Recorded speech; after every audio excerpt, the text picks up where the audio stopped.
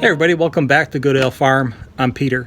Today I have some work to do on one of my lawn mowers that I use to cut the pasture and a lot of the grass around here.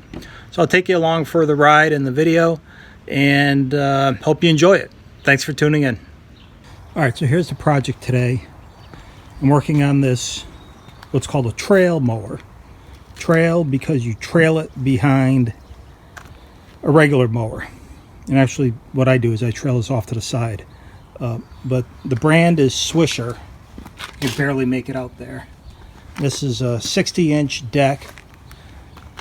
The way it works is you have your regular engine here. It's 14.5 horse. It runs 3 blades on the deck. But there's no gear drive. So you have to pull it, or in effect trail it. And the way that works is this assembly here. I have that bar. That bar attaches at this end, and I have it in effect off center when I haul my or when I use my lawn tractor. So right now I got to oil, lube it up, do some put the battery in. There's no battery in it right now. And the other thing I need to do is sharpen the blades, which it doesn't make it easy to do that. Let me show you what I'm talking about. So to sharpen those blades, you obviously have to get underneath that deck, and there's not a lot of clearance there. Even if you go to jack it up, it is a little bit impossible. And here's the design, which is a poor design. So you got your mower deck up here, and off of your mower deck I have these 3 spindles that the blade attaches to. But the way it works is that these bolts actually mount underneath, and then the nut to the bolt is between the spindle frame and the deck. Now my drawing here, it shows like there's some clearance, but that's probably in reality 1 inch to 3/4 clearance. So to get a wrench on that nut and then another on the bolt and to undo it while you're underneath it, it's like gymnastics. It's crazy. So what I tend to do, and I'm going to try to do it today, is I have the pallet jack forks on my tractor. And what I'll do is I'll lift this up almost like, a hydraulic lift in the air to try to get underneath it. That worked before. It's a little sketchy and risky, but if I'm careful, it should work out pretty well. So that's what I'm going to try to do. All right, so here's what I got. Hopefully those hydraulics will stay, but you can see here as we get underneath. Actually, I don't know if the lighting's that good. Yeah, it's okay. Here you go. You got the bolt coming through, you got the spindle, and up here is the nut. So let me get the ratchet. I'm going to put some WD-40 on these first. Hopefully it will ease that. All right, let me get going on it. Another thing to note, all the grass clippings, the mud gets caked on these nuts up here and the bolts. They get all corroded. I mean, within 1 season, it's almost impossible to try to free these things up. And look, they already have a center bolt here, and then they have these extra 2 with the nuts. I hope somebody from Swisher is watching, or if anyone knows anyone who works from Swisher.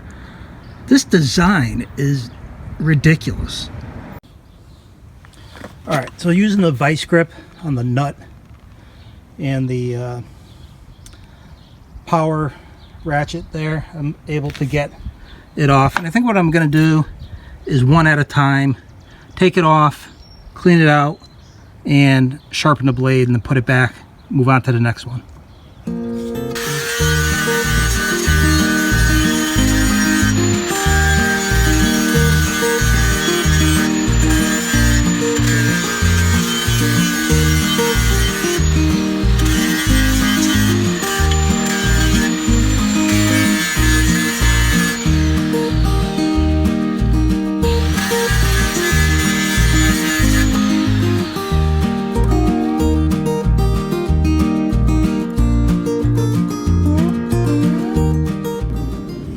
Alright, well, I'll have the opportunity clear this crud out underneath. I don't know the next time I'll be able to get this type of access, but we'll take care of that. It's time for me also to start the tractor back up because the hydraulics are slowly dropping this thing, and it's getting lower and lower. So let me finish this up, get those hydraulics going.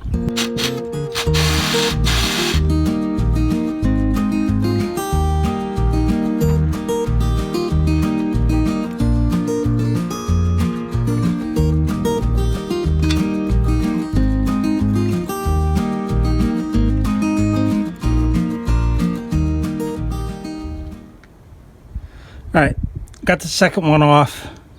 Had to use a block of wood because the blade would turn as I'm trying to turn that center one. Hey, you know, while I'm at it, if you don't have one of these magnetic trays to hold your work while you're working, you got to get one. I mean, this is ideal. As they're coming loose, the nuts and the bolts, I put it in a tray and they don't fall on the ground, they don't get lost. Alright.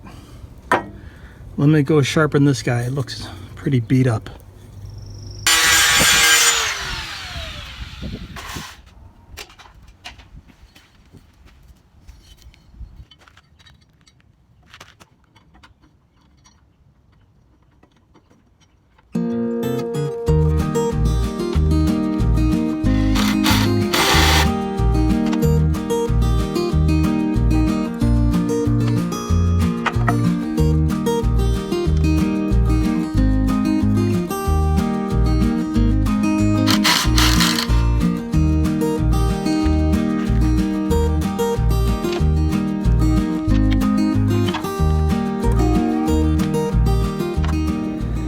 All right, we're done. Got the bottom cleared out.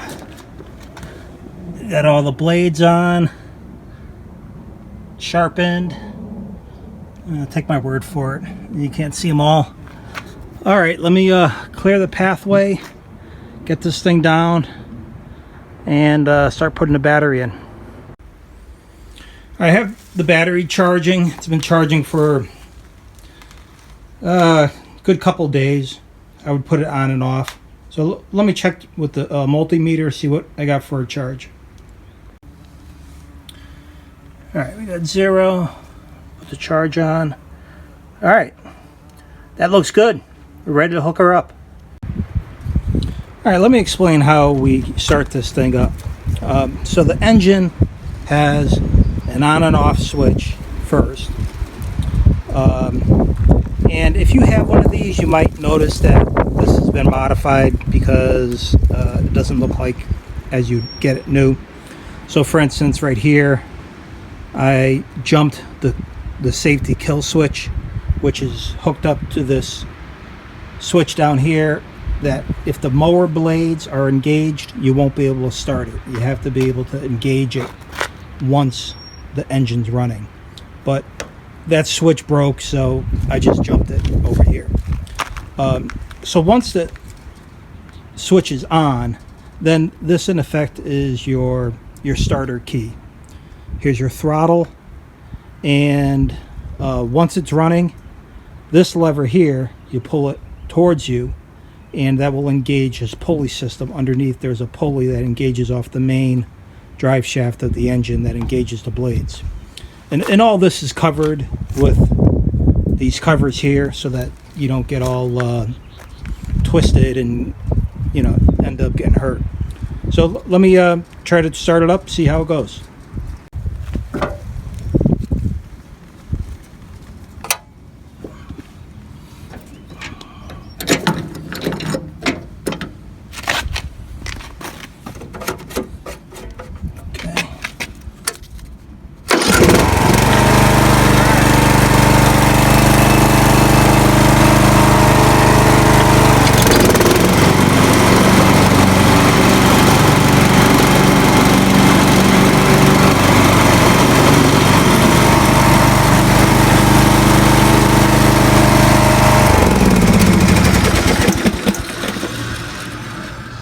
All right, that's good. These belts look like might be the last season, but I'm not going to change them now. Also, with all this grass coming out, looks like a critter got up underneath this housing here and formed a nest over the winter. So if he's not out already, he's going to get toasty pretty soon. All right, so I'm going to put these covers on and hook her up to the tractor and take it for the first drive. All right, so here's the setup. We got the tractor in front with a 54-inch deck. We got the trail mower off center with a 60-inch. So it's a total cut of 9.5 feet. So let me start it up. I'll do a couple passes.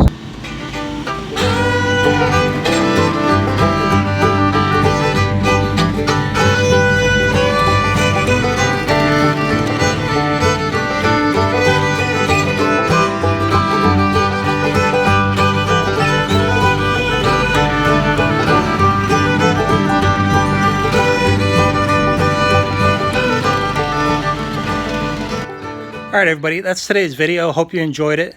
Definitely work I needed to get done. And if you have a Swisher mower or you have a lot of lawn to mow, I mean, that's an option.